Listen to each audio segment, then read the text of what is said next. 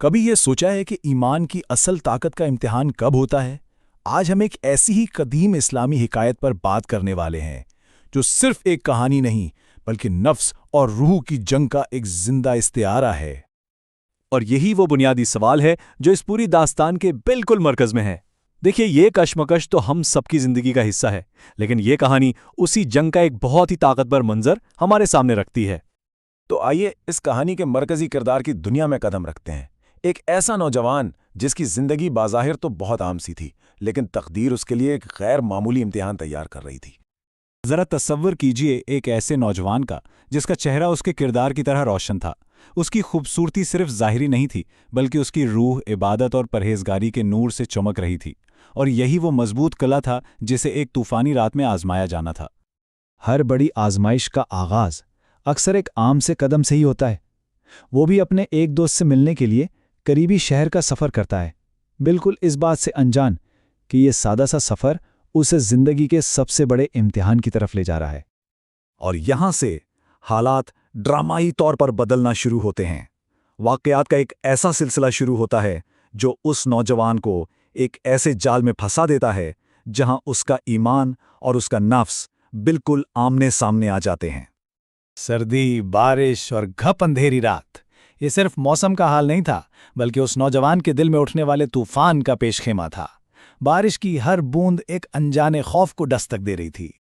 یعنی وہ جسمانی طور پر اس شہر میں قید ہو جاتا ہے، اور یہ قید دراصل اس آنے والے اخلاقی امتحان کی علامت تھی جس میں وہ پھنسنے والا تھا۔ اب فرار کا کوئی راستہ نہیں تھا۔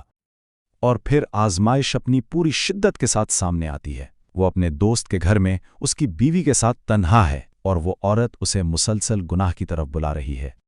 یہاں کہانی اپنے عروج پر پہنچتی ہے۔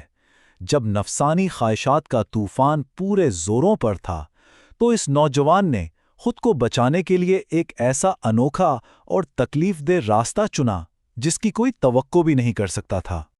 اس تاریک کمرے میں امید کی کوئی کرن نہیں تھی، سوائے ایک چھوٹے سے جلتے ہوئے چراغ کے، اور یہی چراغ اس کی روحانی جنگ کا سب سے بڑا ہتھیار بننے والا تھا۔ یہ وہ الفاظ تھے جو اس نے خود سے کہے۔ یہ صرف الفاظ نہیں تھے، بلکہ اس کی روح کی آواز تھی جس نے اس کی اندرونی جنگ کا پاسا ہی پلٹ دیا۔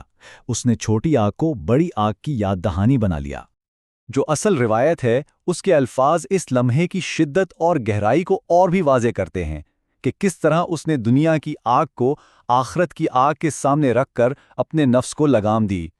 لیکن یہ جنگ ایک لمحے میں نہیں جیتی گئی۔ یہ ایک بہت لمبی اور تھکا دینے والی رات تھی۔ اس کا امتحان صرف ایک بار نہیں بلکہ بار بار لیا جا رہا تھا۔ اس کا طریقہ کار ایک مسلسل جنگ کی طرح تھا۔ جیسے ہی گناہ کا خیال ذہن میں ابھرتا، وہ فوراً اپنی انگلی کو چراغ کے شعلے کے قریب لے جاتا۔ یہ تکلیف اسے آخرت کی اس بڑی آگ کی یاد دلاتی، اور وہ فوراً توبہ اور استغفار میں مشغول ہو جاتا۔ اس کی فتح کسی ایک لمحے کی وجہ سے نہیں تھی، بلکہ پوری رات کی مسلسل جدوجہد، صبر اور استقامت کا نتیجہ تھی۔ اور پھر رات ختم ہوئی، طوفان تھم گیا، اور صبح کی روشنی نمودار ہوئی۔ یہ صرف ایک نئے دن کا آغاز نہیں تھا، بلکہ اس کی روحانی فتح کا اعلان تھا۔ صبح کی پہلی کرن کے ساتھ ہی آزمائش کا اندھیرا چھٹ چکا تھا۔ اس کا ایمان جیت چکا تھا، اور اس کا نفس ہار مان چکا تھا۔ اس کی جیت کا ثبوت تھا اس کا سیاہ انگوٹھا۔ یہ محض ایک جلا ہوا نشان نہیں تھا، بلکہ اس کی پاک دامنی، اس کے صبر اور اس کی عظیم قربانی کا ایک تمغہ تھا۔ اور اسی طرح اس کہانی کا عنوان ہی اس کا نتیجہ بن جاتا ہے۔ اس نے نفس کے خلاف جنگ جیت لی، اور یوں وہ حقیقی معنوں میں کامیاب ہو گیا۔ یہ کہانی صرف ایک نوجوان کی نہیں، بلکہ ہر اس انسان کی ہے جو روزمرہ زندگی میں چھوٹی بڑی آزمائشوں کا سامنا کرتا ہے۔ اس نے اپنی کامیابی کی قیمت جسمانی تکلیف سے ادا کی، تو یہ سوال پیدا ہوتا ہے کہ حقیقی کامیابی کی اصل قیمت کیا ہے؟